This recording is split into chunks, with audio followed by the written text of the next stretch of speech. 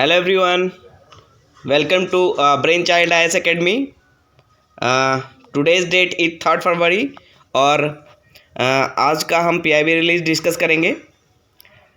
तो काफ़ी कुछ है आज के रिलीज़ में। बहुत सारा जो रिलीज़ हुआ है निकला है वो बजट से ही रिलेटेड चीज़ें हैं, क्योंकि अभी जो सेशन चल रहा है बजट सेशन, उसमें जो क्वेश्चन आवर होता है उसमें कई सारे क्वेश्चन पूछे जाते हैं मिनिस्टर से और उनका जवाब वो देते हैं किसी भी कंसर्न मिनिस्टर से, और उन्हीं जवाब को यहाँ पे रिलीज़ किया जाता है। तो इसमें से कुछ इम्पॉर्टेंट चीज़ों को हम यहाँ पे देखेंगे।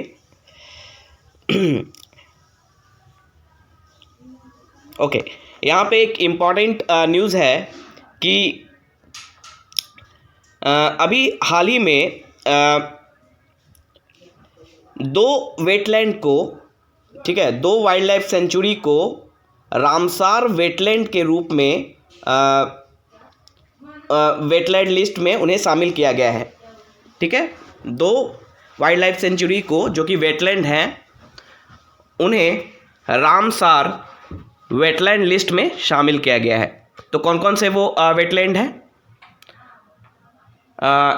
एक है खिजादिया वाइल्ड लाइफ सेंचुरी जो कि गुजरात में लोकेटेड है। खिजादिया वाइल्ड लाइफ सेंचुरी, ठीक है, खिजादिया वाइल्ड लाइफ सेंचुरी जो कि गुजरात में लोकेटेड है। और दूसरा है बखीरा वाइल्ड लाइफ सेंचुरी जो कि यूपी में है। ठीक है, 2 फरवरी को नेशनल वेटलैंड डे के रूप में मनाया जाता है और इसी दिन दो वाइल्ड लाइफ सेंचुरी को जो कि वेटलैंड हैं उनको रामसार वेटलैंड लिस्ट में शामिल किया गया।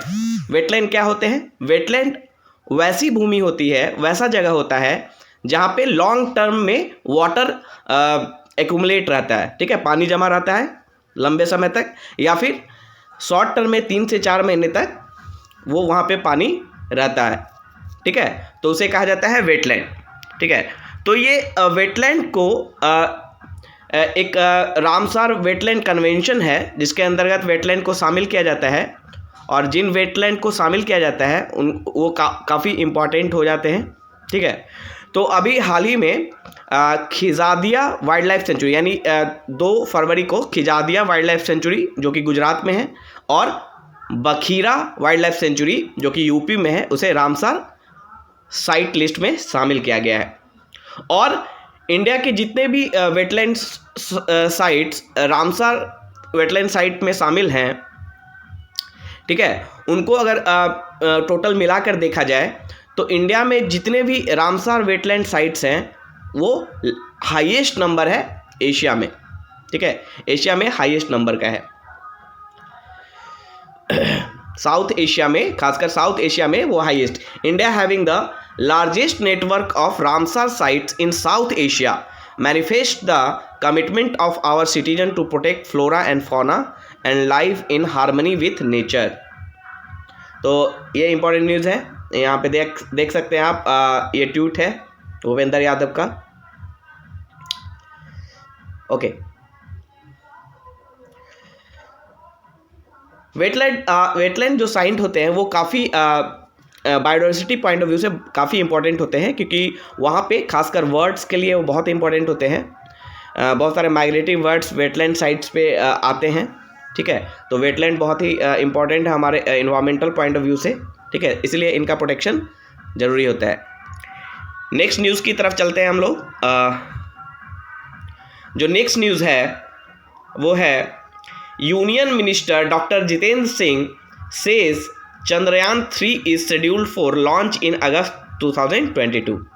ठीक है, जो यूनियन मिनिस्टर ऑफ स्टेट जो हैं साइंस एंड टेक्नोलॉजी के, ठीक है, जितेंद्र सिंह, उन्होंने बोला है कि चंद्रयान 3 को अगस्त 2022 में लॉन्च किया जाएगा। ठीक है, आपको पता है कि चंद्रयान 1 और चंद्रयान 2 ऑलरेडी लॉन्च किया जा चुका है, और इसी सीरीज में जो तीसरा सीरीज है Chandrayaan 3 is scheduled for launch in August 2022। Chandrayaan 3 को 2022 में लॉन्च किया जाएगा।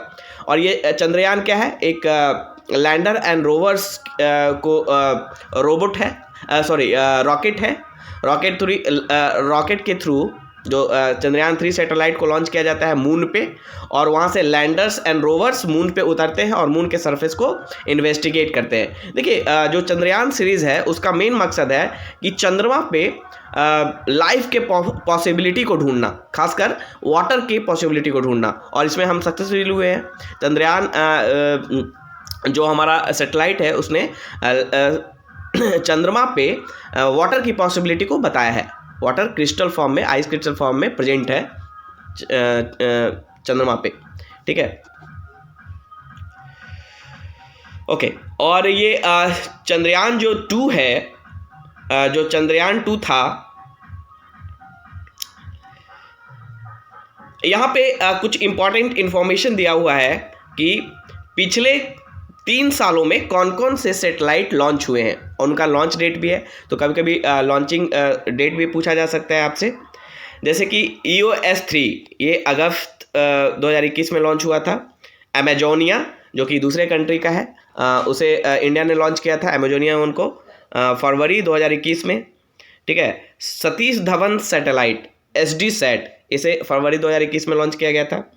यूनिटी सैटेलाइट फरवरी 2021 में, CMS-01 दिसंबर 2020 में, EOS-1 2020 में, GSAT, ठीक है, GSAT 30, ठीक है, जियो सिंक्रोनस सैटेलाइट जो होता है उसको लॉन्च किया गया है जनवरी 2020 में। रीसेट 2B21 दिसंबर 2019 में। कार्टोसैट 3 नवंबर 2019 में। चंद्रयान 2 ये लॉन्च किया गया था, चंद्रयान 2 ये लॉन्च किया गया था जुलाई 2019 में, ठीक है। और चंद्रयान 3 जो है वो लॉन्च किया जाएगा अगस्त 2022 में। तो ये डेट काफ़ी इंपॉर्टेंट है आपके लिए। और जो भी सैटेलाइट दिया हुआ है यहाँ पे, जैसे रीसेट 2B मई 2019, एमीसैट अप्रैल 2019, जीसैट 31 फरवरी 2019, माइक्रोसैट R जनवरी 2019, कलाम सैट V2 जनवरी 2019। तो ये सारे सैटेलाइट आपके एग्जामिनेशन के लिए इंपॉर्टेंट हो जाते हैं, क्योंकि इनका मेंशन किया गया है अभी पार्लियामेंट में एक क्वेश्चन के आंसर में। जितेंद्र सिंह ने बताया है कि ये सारे सैटेलाइट पिछले 3 साल में लॉन्च किए गए हैं। तो ये सारे सैटेलाइट आपके लिए एग्जामिनेशन पॉइंट ऑफ व्यू से इंपॉर्टेंट है, ठीक है, और प्रीलिम्स के एग्जामिनेशन खासकर, तो इसे आप कवर कर लेंगे अच्छे से। नेक्स्ट जो न्यूज़ है जो हमारे लिए इंपॉर्टेंट है,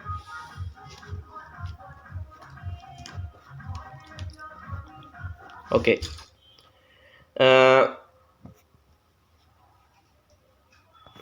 यहाँ पे एक न्यूज़ है, north east special infrastructure development scheme, ठीक है। ये भी एक क्वेश्चन के आंसर में ही मिनिस्टर्स ने बताया है इसके बारे में। North east special infrastructure development. देखिए जो भी न्यूज़ नॉर्थ ईस्ट से रिलेटेड होता है वो खासकर यूपीएससी के लिए काफ़ी इंपॉर्टेंट हो जाता है।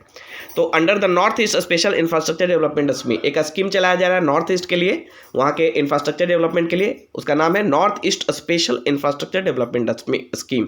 इसमें क्या है कि फाइनेंशियल असिस्टेंस प्रोवाइड किया जा रहा है, ठीक है, ताकि वहाँ पे फिजिकल इंफ्रास्ट्रक्चर को डेवलप किया जा सके। खासकर वाटर सप्लाई से रिलेटेड जो फिजिकल इंफ्रास्ट्रक्चर है, या फिर पावर से रिलेटेड जो फिजिकल इंफ्रास्ट्रक्चर है, या कनेक्टिविटी से रिलेटेड जो इंफ्रास्ट्रक्चर है, उनको वहाँ पे डेवलप किया जाए ताकि इससे टूरिज्म को प्रमोट किया जा सके। आपको पता है कि नॉर्थ ईस्ट एक जो टूरिज्म सेक्टर में नॉर्थ ईस्ट का काफ़ी पोटेंशियल है, और वहाँ पे ये टूरिज्म सेक्टर को बढ़ाकर हम वहाँ के लोगों के लिए साथ ही साथ गवर्नमेंट का हम इनकम जनरेट कर सकते हैं। और साथ ही साथ टूरिज्म सेक्टर के साथ साथ कुछ सोशल सेक्टर के प्रोजेक्ट हैं, उसके रिलेटेड भी इंफ्रास्ट्रक्चर को डेवलप करना है, जैसे कि primary and secondary education and health, ठीक है, एजुकेशन। क्योंकि आपको पता है कि जो नॉर्थ ईस्टर्न स्टेट है वो काफ़ी कटा हुआ है इंडिया से। वो एक नैरो कॉरिडोर के थ्रू, जिसे सिलीगुड़ी कॉरिडोर या चिकन नेक कहते हैं, उसके थ्रू कनेक्टेड है, ठीक है, नॉर्थ ईस्ट। इसलिए जो सोशल जो स्कीम्स होते हैं वो नॉर्थ ईस्ट तक पूरी तरह से सक्सेसफुली इम्प्लीमेंट नहीं हो पाते, ठीक है। तो इस तरह से हर स्टेट के लिए कुछ ना कुछ प्रोजेक्ट है। अरुणाचल प्रदेश के लिए 23 प्रोजेक्ट हैं, असम के लिए 27 है, मणिपुर के लिए 14 है, मेघालय के लिए 10 है, मिजोरम के लिए 10 है, नागालैंड के लिए 13 है, सिक्किम के लिए 5 है, एंड त्रिपुरा के लिए 8 है, ठीक है। तो ये सारे जो नॉर्थ ईस्टर्न स्टेट हैं 8 स्टेट, ठीक है, इंक्लूडिंग सिक्किम। तो इन सारे के लिए ये सारे ये north east special infrastructure development scheme चलाया जा रहा है, ठीक है।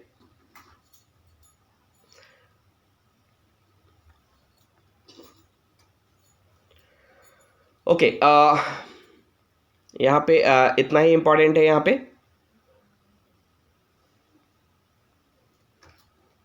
नेक्स्ट न्यूज़ की तरफ चलते हैं हम लोग।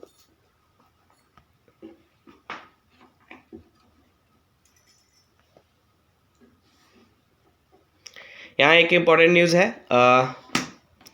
यहाँ पे union minister doctor Jitendra Singh says blue economy is the 6th dimension of the government of India vision of new India by 2030।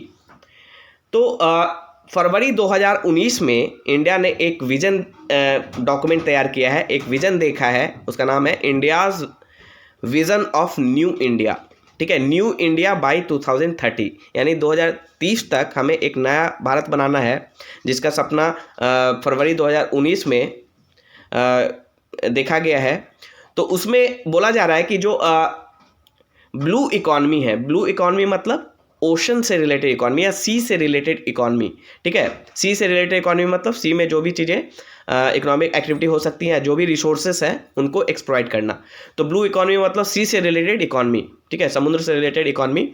तो उसे बोला जा रहा है कि 6 डायमेंशन है, ठीक है, जो हमारा विज़न है न्यू इंडिया का 2030 तक हमें एक नया भारत बनाना है, उसमें छठा डायमेंशन, छठा आयाम जो है वो है ब्लू इकॉनमी,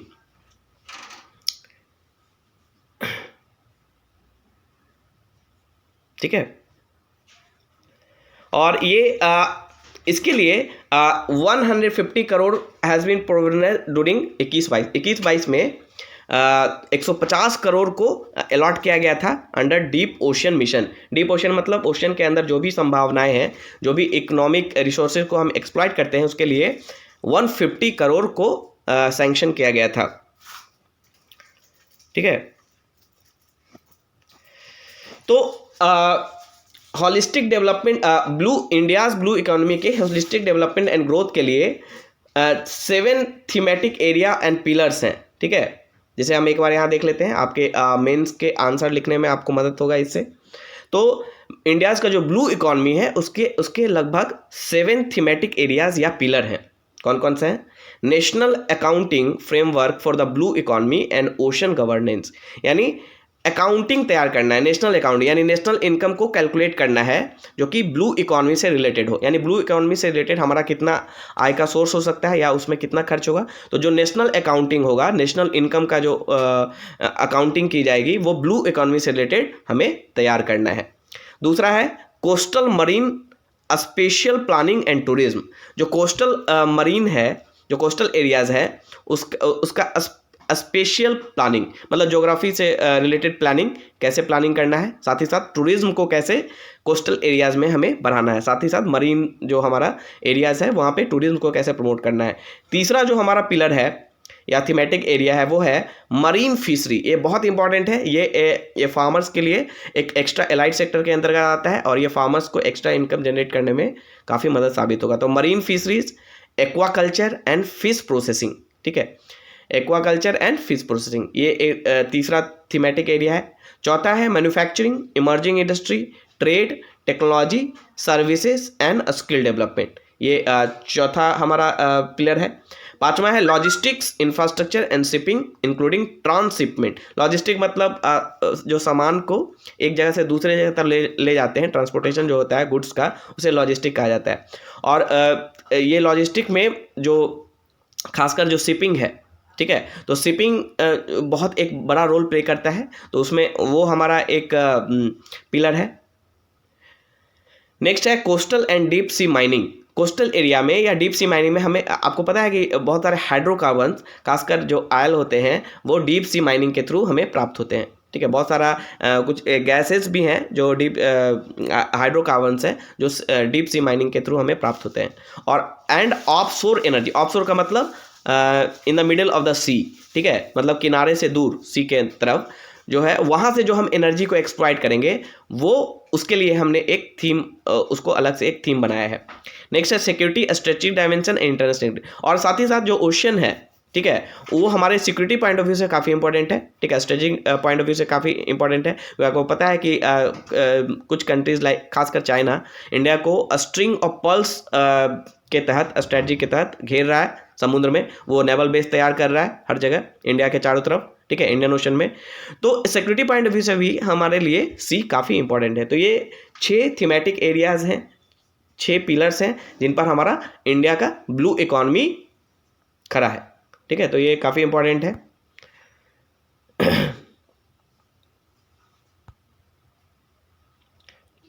नेक्स्ट जो हमारे लिए इंपॉर्टेंट न्यूज़ है,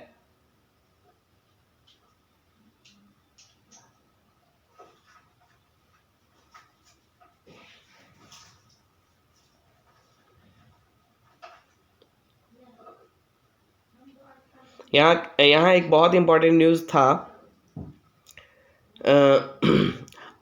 urban MNREGA programme to provide employment, ठीक है।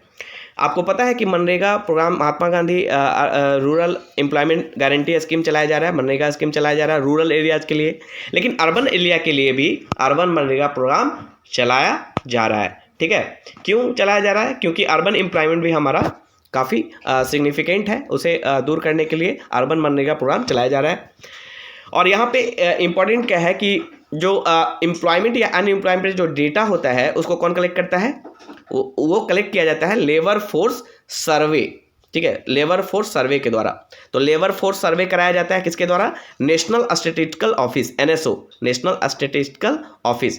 देखिए नेशनल स्टैटिस्टिकल जो एक नया ऑर्गेनाइजेशन है जिसको CSO और NSS को मर्ज करके बनाया गया है। CSO में सेंट्रल स्टैटिस्टिकल ऑर्गेनाइजेशन और NSS मतलब नेशनल सैंपल सर्वे ऑर्गेनाइजेशन, इन दोनों को मर्ज करके नेशनल स्टैटिस्टिकल ऑफिस बनाया गया है। ये किस मिनिस्ट्री के अंदर है? Ministry of statistics and programme implementation के अंदर है, ठीक है। और उसके द्वारा लेबर फोर्स सर्वे कराया जाता है, ठीक है, पीरियोडिक करवाया जाता है, और उसके द्वारा एम्प्लॉयमेंट से रिलेटेड डेटा को कलेक्ट किया जाता है या प्रिपेयर किया जाता है, ठीक है। 17-18 से ये एम्प्लॉयमेंट पे डेटा कलेक्ट कर रहा है लेबर फोर्स सर्वे, ठीक है। 2017-18 से ये सर्वे को रेगुलर इंटरवल पे पीरियोडिक लेवल पे कंडक्ट कराया जा रहा है।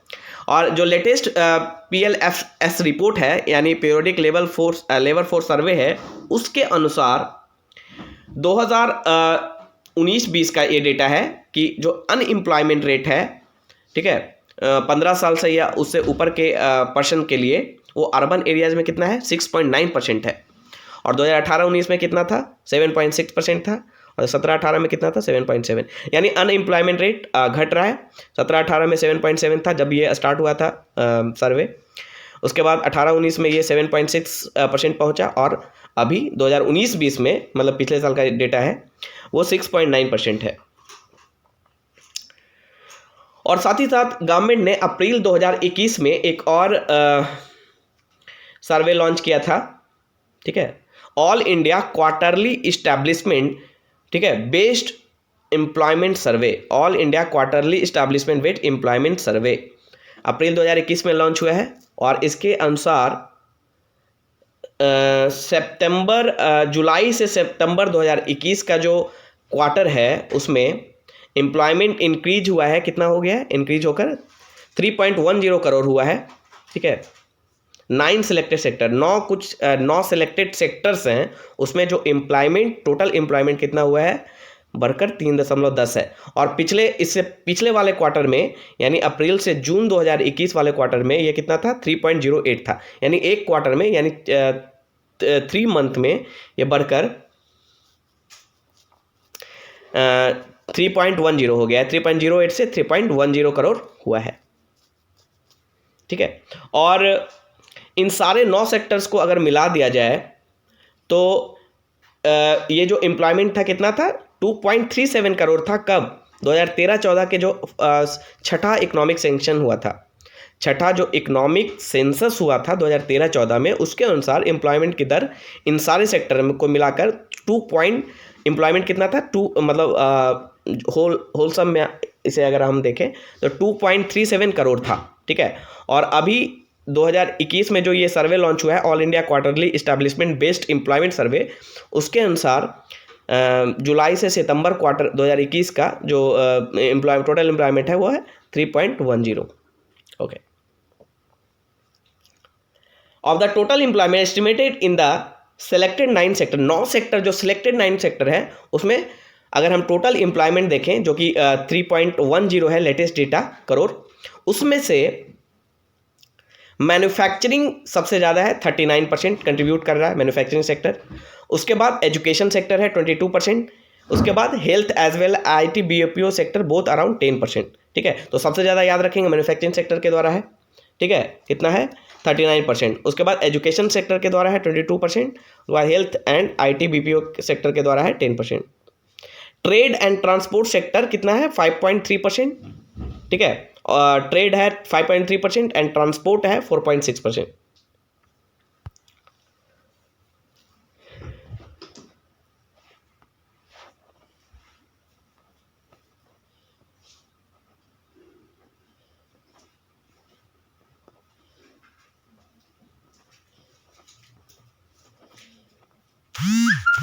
यहाँ पे एक और इम्पोर्टेंट न्यूज़ है हमारे लिए मिनिस्ट्री ऑफ टूरिज्म से। बिहार का एक जगह है पुनौरा धाम है। ठीक है, उसको रामायण सर्किट में उसको रामायण सर्किट के साथ जोड़ा गया है, रामायण सर्किट में इंक्लूड किया गया है। ठीक है, रामायण सर्किट क्या है, स्वदेश दर्शन स्कीम है। ठीक है, स्वदेश दर्शन स्कीम में बहुत सारे थीम सर्किट बनाए गए हैं, जैसे रामायण सर्किट। ठीक है, वहाँ बहुत सारे बुद्धिस्ट सर्किट, तो ये बहुत सारे थीमेटिक सर्किट बनाए गए हैं। उसमें से एक थीमेटिक सर्किट है रामायण सर्किट, उसमें बिहार के पुनौरा धाम को इसको इंक्लूड किया गया है। और इससे कुछ दिन पहले ही पुनौरा धाम को प्रसाद स्कीम, प्रसाद भी एक तरह का मिनिस्ट्री ऑफ टूरिज्म का ही एक स्कीम है प्रसाद। ठीक है, उसमें इस इंक्लूड किया गया पुनौरा धाम को।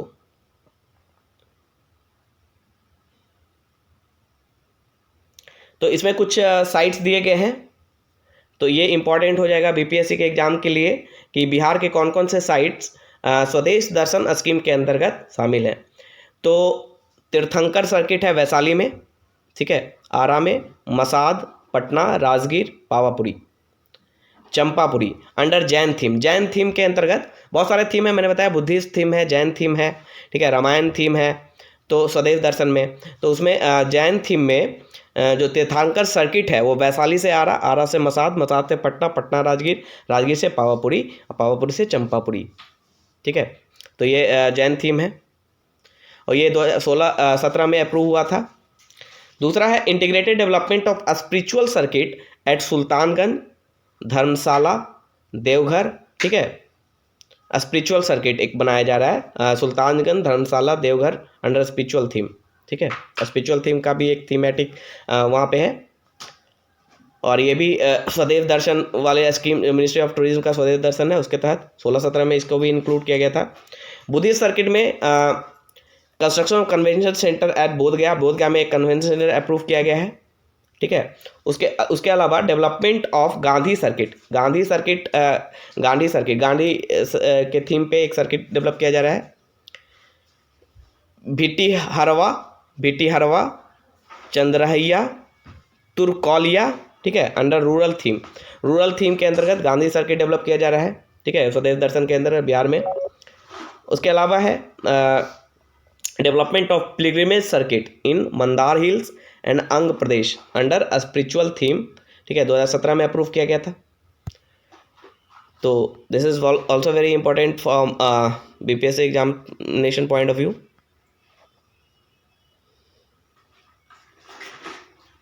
So this is all about today's release. Thank you.